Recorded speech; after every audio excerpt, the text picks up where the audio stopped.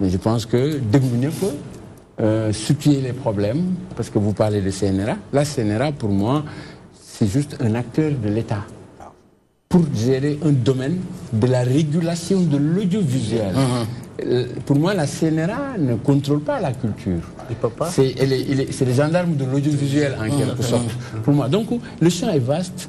Il y a des acteurs, il y a des responsabilités, il y a des missions. D'accord. Et que chacun que nous intervenirait, mais il y a un besoin réel de professionnaliser la culture au Sénégal. Parce que ça va permettre que INPI, ORPI, les artistes, quand ils produisent, ils labellisent leur production pour que demain, au-delà même du consommateur sénégalais, avec l'Internet et tout ça, que tu puisses vendre au niveau international. Donc il y a une réflexion globale que ça nécessite. C'est pourquoi je dis que ce n'est pas un débat facile. D'accord. On n'est pas...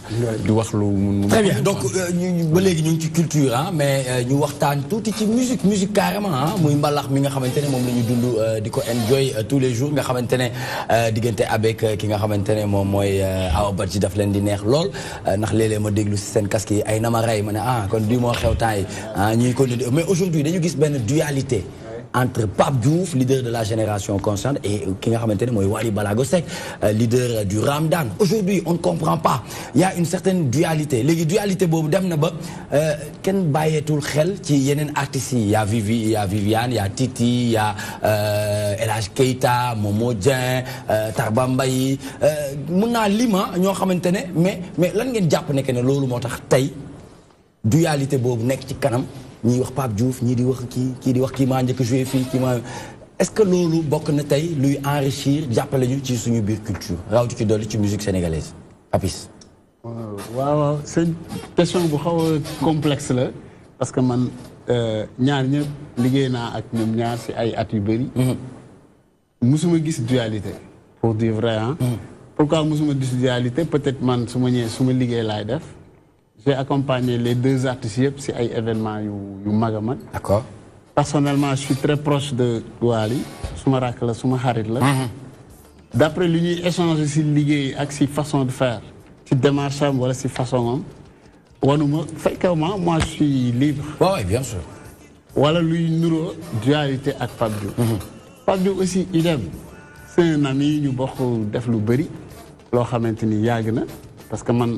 Déjà dama ko yàgg sentir si ay samay projet lu yàgg na mais musuma gis ci démarche am ak façon am bu may expliquer quoi que ce soit si li nga defal Wally wala ainsi tout au contraire il me félicite il me dit tu as bien travaillé pour mon jeune frère yàlla moomu tiim ah maintenant qui parle Pape Diouf qui parle ouais qui parle pour le compte de Wally en disant que vous avez bien travaillé pour mon jeune frère par rapport à une telle vidéo tout ou à telle fait. chose. Voilà. Maintenant, au-delà de ces deux artistes, il y a ce qu'on appelle les staffs ou les fans ou ainsi de suite. Quel mënu ko gérer. Et là, c'est dans l'ordre normal des choses qui showbiz. Tey boo demee États-Unis il y a une semaine, il y a une jeune fille qui s'appelle Cardi B et Nicki Minaj. ci xeex lañ dëkk parce que Nicki mi ngi si temps bi depuis 8 ans. L'autre c'est une jeune fille. nga nekk ci info boobu yow yaa ngi soppeeku tu vois normal que l'autre fille fait aussi benn xam nga cérémonie provoqué ko c'est pour que les gens parlent d'elle et c'est tout à fait normal. Musique Fata dund na loolu ñaata at fii booy di ko clash. comme moom aussi dafa clashoon ay magam pour exister. foog nit ñi comprendre que ni. musique mooy loo xamante ni yaa siy mag nit ki ci temps mais mu fekk si la ci âge maase yow wala voire même mu makaar la si. D'accord. musique rek la am. foog ñu comprendre que ni aussi munu attends je termine. waaw non damay armé rek am solo quoi. les ñi nga xam ne ñooy les man problème bi du ci fans yi les fans je peux les comprendre chaque fois si àdduna nit dina ni sama nit bi moo mën kii ne sama nit bi moo mën mais c'est au niveau des staff que laay interpeller quoi. Quand tu es avec parce que artiste ñi ko wër ñoo koy influencer ñi ko wër lay doxee ci seen xalaat ak seen façon de mentalité lenn rek laay déplorer il faut qu'on arrête sur des coups de tête ñuy réagir ci ay actes parce que soo nekkee koo xamante ni dañ lay seen di la dégg lépp lu xew teg ko nga jàngat ko nga diagnostiqué ko. ban cas nga ñu ci mën a soulever ci li ngay wax ni c'est profond hein. C'est profond. Oui, mais bëggoon naa nga si jox ma benn cas. Naturel benn cas. Oui. ñi ngi wax ay Wally Youssou Ndour quelque chose comme ça man perso j'étais au cœur de Bercy de Wally. li ma ànd ak moom yëpp suñuy liggéey pour jëm vers Bercy pour l'exploit. Franchement il me disait tout le temps lépp lu ma mën a def luy ànd ak respect loolu laa bëgg a def. musuma gis mu démarché. si li nit ñi doon coow yëpp. Absolument. si lu jëm si man perso. c'est moi qui faisais le montage. La preuve def na sax background bi def Youssou Madjiguène. tout ça tout ça il m'a dit tu as le libre choix de faire ce que tu veux. Je parle à la télé. il m'entend. Bien sûr. Il m'a dit tu as le libre choix de faire ce que tu veux. mais man lu ma neex rek mooy suma papa def na lu extraordinaire si musique je lui rends hommage. donc tey aujourd'hui pour man baax na trop artistes yi nga xam ne ñoom la ñuy boole si genre truc yooyu te ñoom aussi ñu apaiser un peu le débat waxtaan ak seen fans yi génne ay mots yoo xam ni ça va être. par contre am na si ñoo xam ni auprès des artistes li leen yëkkati du defar li leen yëkkati du defar loolu il faut le dire te loolu mënul ñàkk parce que yow tey Nicolas soo nekkee star Tange nekk star man ma bëgg a siiw su ma ñëwee si Tange il est occupé su ma ñëwee si yow pour bëgg a gën yi xam nga pour bëgg a être que wane que je suis proche de Nicolas. je dis des bêtises sur Tange. c'est ça un peu rek qui fait le truc mais aujourd'hui ñi nga xam ne ñooy def seen liggéey si wàllu communication si wàllu structuration si wàllu promotion. Très bien. pour man dualité amul. d'accord léegi Tange moom li ma ko bëgg a laaj mooy Sénégal nit ñi ñoo ngi wax ne Wally Seck dem na Arena hôtel bu Genève. c'est pour une première fois benn Sénégalais dem liggéey fa def fa spectacle mais derrière après moi on m'envoie un texto. Une personne boo xamante ne man dafa wóor ci man. mu yónnee ma texte ne ma attention. du premier Sénégalais bu joué foofu parce que Youssou Ndour joué na fa 2015 2017 ma ne pour ma approfondir su ma àndee ak Tange dina ma ci wax lu gën a leer.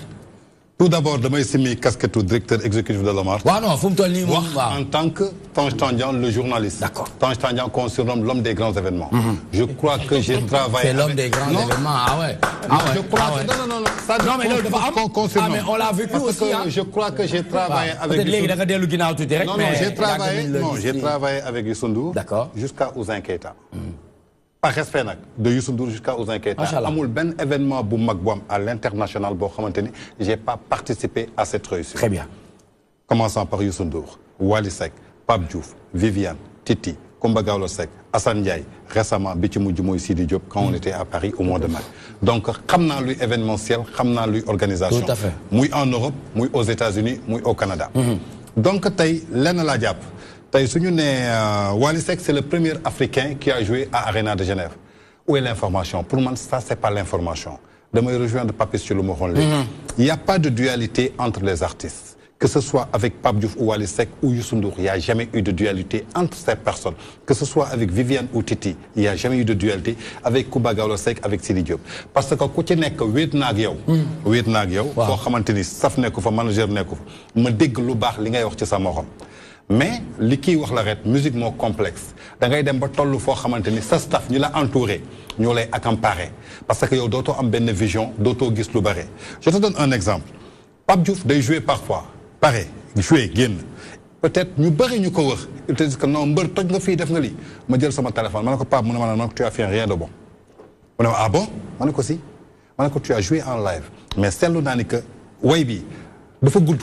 seetlu naa ko way bii da nga ci teel benn nit di ko ci way lu bëri am na koo xamante ni kooku taxu ko mu ñëw foofu di ko rectifier wu muy rectifier wu te daf may déglu. Youssou Ndour joué na Bercy le lendemain Bercy man ak moom ak Birane ak Mamar Dieng ñu nekk ci ascenseur bi ma ne ko ce qui m'a plus marqué dans ton Bercy en 18 minutes 55 secondes tu as chanté 4 chansons avec tempo ambiance et chaleur mu ne ma Birane kii jinne la. ma ne ko man damay xool performance artiste. damay xool lan lay dégager parce que le public qui est venu là-bas. c'est un mélange. Vous avez dit en 18 minutes. 50 secondes. Mu joué 4 morceaux. chanté 4 chansons avec ambiance cadence et qui a fait vibrer tout le. kon ça veut dire que kon lii nit ñi di wax ne bu nekkee live la dañ ko war a taawi parce que live la. tey ma gis benn artiste buy jouer live benn live boo xamante ni daf koy def 25 ou bien 27 minutes. oui je suis pas d'accord. parce que après saturation da lay soof. tey un Nicolas boo xamante ni toog na 15 ans ñëwul Sénégal. il vient en vacances. aujourd'hui j'ai envie de sortir pour écouter une bonne musique. tu rentres en boîte supposons tu entends Pape Diouf ou Wally tey benn turu nit diw mais fi nga toll mais attends mais c'est pas cette personne-là qui a fait que j'ai payé mon ticket. Absolument. Ça t'énerve. Tout à fait. Il faut qu'on essaie d'enlever. Très bien. Youssou Ndour il est très professionnel. Aujourd'hui je peux dire que si le Sénégal est représenté partout à travers le monde ginnaaw yàlla Youssou Ndour et pourtant tey ni mu am ci xarit ak a bëri. Youssou Ndour mosoo gis ci seenam ku yéeg di ko baatare. D'accord Youssou Ndour mosoo ko gis mu téye benn nit di ko way. maintenant ci ñi des ci arena bi. voilà tey arena bi non di nga ñëw tey arena bi je dirais que ñi doon wax loolu. moo naam mooy côté kii ñu mu doon wax staff yi. waaw parce que ñooy indi dualité donc ñoo bëgg a wane ni que Wally Seck moo fa njëkk a joué mooy li ñuy wax nit balaa ngay wax da ngay gëstu ji. parce que xam-xam da ngay gëstu. en 2005 tey man miy wax ak yow mën naa ne lan la moo taxoon mu joué fa ak ñaata place la fa defoon ak tout cela. lan moo taxoon mu joué fa. concert u malaria la woon. sensibilisation contre le paludisme. dañ ko jëloon mu dem joué fa et il a rempli toute la salle. donc mu def ñaata ticket en jeu de. bon il a fait donc Arena de Genève ça prend environ 9500 places. au cas échéant mais Youssou Ndour avait fait presque 9000 places. mais lu tax Youssou Ndour def 9000 places c'est pas Youssou Ndour seulement qui a travaillé dans cet événement. c'est la communication. D'accord communication xam nga lan la tey. Quand tu fais un événement, le Tony Genève, tu es un artiste sénégalais. On ne te connaît pas là-bas. Vas-y, rapproche-toi des agences de communication qui sont à Genève. Il y a des agences de publicité, il y a des attachés de presse. Tu travailles avec eux. Je vais faire un événement tel. Sur cet événement, moi, je peux te copter 1000 personnes. Qui n'est le copter 3000 personnes. La facturation, c'est ça. Tu es d'accord? Il y a négocié, il y a signé, il y a fait. Qui a fait? D'accord. Ce que je ne suis pas d'accord, que ce soit Pape Diouf, Wally, Assane Ndiaye, Viviane, que tu fasses un événement en Europe et que tu fais passer des publicités sur Zik FM. À Genève, on n'écoute pas Zik FM. D'accord. La communication des affichages, ça devait se faire à Genève. Très bien. Maintenant, deuxième fois, Youssou Ndour joué, il faut qu'elle. Non, Youssou Ndour, il faut jouer en 2005. Qui t'a dit que Youssou Ndour a joué deux fois, il t'a pas dit la bonne version. D'accord. Youssou Ndour m'a fait jouer, c'était en 2005. Très bien. 2005. La deuxième personne. On parle d'organisation. Organisation Bercy. Arena ne connaît pas Wally. Oui. C'est Ismaël Lô qu'ils ont mis en tête d'affiche. Parce que c'est Ismaël Lô qui est un artiste international. Donc, moi, je suis tête d'affiche. Comme tu es Ismaël Lô, jeunesse, on a communiqué sur Wally pour Wally Dem. Mais la seule chose qu'on doit faire, c'est encourager Wally. Pourquoi on doit l'encourager? Bien sûr. Parce que c'est un jeune, il est talentueux, il a l'avenir devant lui. En plus, il a osé. Tout à fait. En plus, je vous garantis, la salle n'était pas pleine. Mais le spectacle et l'ambiance étaient assurés. Il y avait de la chaleur. Et c'est ça qui était important. Et de la lumière. Madame Moy, nous après, nous xool. D'accord. Lan moo doon erreur yi. Lan mooy quoi gi suñu ñëwee pour la prochaine fois. D'après vous lan nga jàpp ne parce que bokk nga ci organisation Bercy xaw ma ndax bu Arena Genève bi bokk nga ou pas mais lan nga jàpp ne moom moo manqué woon ci Arena Genève bi parce que tout simplement ñun en tout cas DTV toi-même tu sais félicité nañ ko encouragé nañ ko parce que soirée bi lundi la am le samedi la am le lundi matin bi ñu ñëwee ñun fii moom la ñu moom am utuñu sax artiste dañ ne lii la ñuy ubbee pour encourager féliciter encore une fois ki nga xamante ne mooy Wally Ballago Seck lan nga jàpp ne moom moo manqué parce que ñenn ñi dañuy wax fiasco la ñii ne manque d'organisation la en tant que parce que ñun gëmuñu ne am na fiasco ah parce que li mu waroon a def na. Non, moi je pense que fi ngay terminer laa njëkk on vous remercie et on vous encourage yéen ñi njëkk yeewu di ko encourager. Ah oui. C'est ça qu'on attend de la presse. moom lañ def ñun loolu la ñuy xaar. Ce que nous attendons aujourd'hui pour moi li gën a am importance c'est saluer deux choses. Très bien. Déjà il y a des années derrière ou 15 ans Youssou Ndour avec Virgin ou Bob Marley avec Island ou comment dirais-je Ismaël Lô avec Barclay ñooñu ay peut-être ay tubaab ñoo leen doon yóbbu. ñuy tukki. Ñun aujourd'hui on a des jeunes Sénégalais qui osent prendre des millions d'euros. Absolument. Di investir pour la promotion de notre culture. Machallah. Ki nekk à la base de cet événement fecckat la woon fii. waaw ñëpp di ko seetaan. bokk naa ci ñi ko njëkk a invité fii grand show mu ñëw fii ñu waxtaan. c'est bien organisé am compagnie bien organisé ba am ay partenaires ba mun a jël Wally yóbbu ko à l'étranger. Je pense que man loolu lay jàpp. D'accord. C'est dans la chose que c'est chose importante. Tey suñu amee des jeunes comme Matar Diop un jeune qui est parti de rien aujourd'hui muy def des spectacles de Zénith au niveau de Bercy. Moi je pense que c'est ça qui a salué. Le plus important mooy il y a des jeunes Sénégalais. man tam des fois ma xoolee leen comme yow ah. fi nga déparé ak fa nga yegg si macha allah. je veux dire rek li am solo muy wane ne liggéey bu am solo def nañ ko. li am solo Nicolas c'est ça aujourd'hui il y a 20 ans derrière amul Sénégalais buy osé jël sa ay milliards wala sa ay millions di investir pour promotion culture sénégalaise. Aujourd'hui spectacle day am Zénith ou spectacle day am Genève jeune Sénégalais mooy nekk à la base Sénégalais moo koy tëgg. li manqué te des rek mooy. Sénégalais mooy yor communication bi ci mel ni Tange. ban liggéey lañ mën a def ba. du public sénégalais rek moo fay nekk. déedéet. C'est ça pour moi loolu la ñu mën a def. D'accord. Mais un artiste comme Wally aujourd'hui boo xam ne man dama am fierté si moment tey aujourd'hui comme je te l'ai dit tout au début man ragaluma si chaîne internationale les Nigériens amènent Wizkid, moi je pars avec Wally. Ah, bien je sûr. sais que, pour deux raisons. Hein. Je sais qu'il est artiste. D'accord. Je sais qu'il a beaucoup de travail pour arriver là, parce que son Khameini, de Voglio jusqu'à cette dernière année, ce fait qu'il y a une analyse artistique, il évolue dans ce qu'il fait. Une maturité musicale. Ainsi que Pablo. Parce que pour moi, c'est ce que je saluer.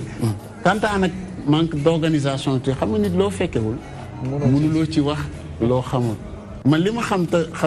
je sais que c'est un jeune très courageux qui, lo xalaat ni day jëmale culture sénégalaise. D'accord. Même moom su fekkee dafay gaañu. dina la vas-y. Très bien, question fermée là, très rapidement parce que dañ ciy dellu si waat mu gën a yaatu damay laajte cette dualité bi ñuy wax entre les musiciens da nga jàpp ne animateurs yi dañ ci am part de responsabilité oui ou non Tange. ak dinañ ci dellu si waat. ndax animateurs yi dañ ci am part de responsabilité. ba fi ma toll gisaguma animateur bu ci am part de responsabilité. Très bien, oui. non man animateurs yi feneen laay waxee. feneen waaw d'accord kon loolu dinañ ci wax. mais fii nii mënoo ma ci tontu. Non, man, du ma tontu lu ma xamul. Dualité. Non. Ah, non, dama ni man gisuma dualité entre les deux. Très bien, merci beaucoup.